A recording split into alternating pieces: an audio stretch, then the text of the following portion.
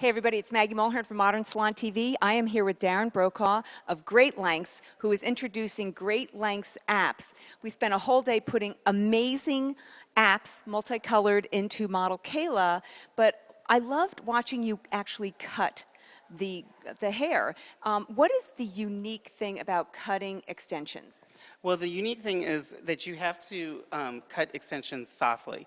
You can't ever cut extensions blunt because you are blending two separate hairs together. So whenever you're blending, you always need to use a soft cutting technique, whether it be, pointing with your shears, a razor, your blending shears, whatever method that you usually like to use. Okay, so let's do a little demo. I know you have various tools here, and what you're going to do is show how this would work on the GL apps as well as Great Lengths, the premium bonded. Right. I do all of my cutting on dry. Some people prefer maybe to put a little bit of spray water on it, but I really feel that in order to see how it blends, you really need to do it completely dry. I feel that the razor actually gives the best blend because you are creating a lot of softness and it's a really nice gradual blend between the client's hair and the GL apps.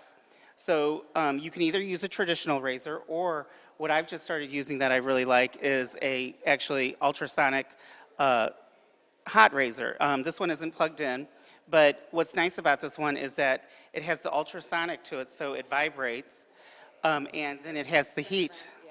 It has the heat so that it actually, when you cut the hair, it cauterizes it and keeps it from fraying the hair.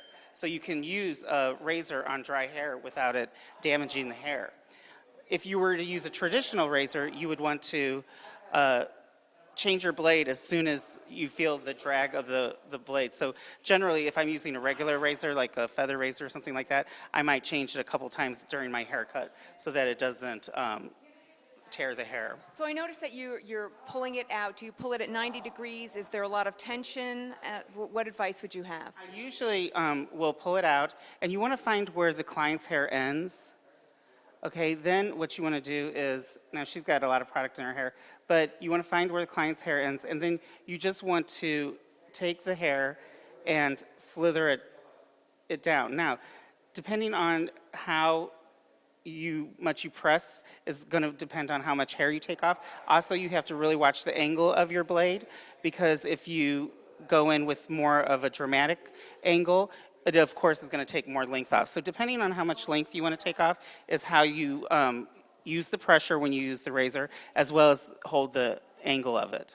So you can just slide down to give either a very subtle blend if you're just wanting surface layers, or if you actually want to go in and layer the whole thing. And I advise to everyone, play with a mannequin head first, to play with this razor, any kind of razor, to see what angle works right for you, so you're not chopping off everything or taking off too little. Exactly, and actually in our certification classes, one of the things that stylists really wanted us to focus on was more cutting, so we really focus on that, and we encourage the stylists to use the tools in the classroom that they're not comfortable using, so that if they're going to make mistakes, they're going to make them in the classroom. Well, it's so great. We had a great day today. Thank you. It was a great day. Thank you so Thank much. you so much. And beautiful model Kayla, thank you so much for getting such great extensions today.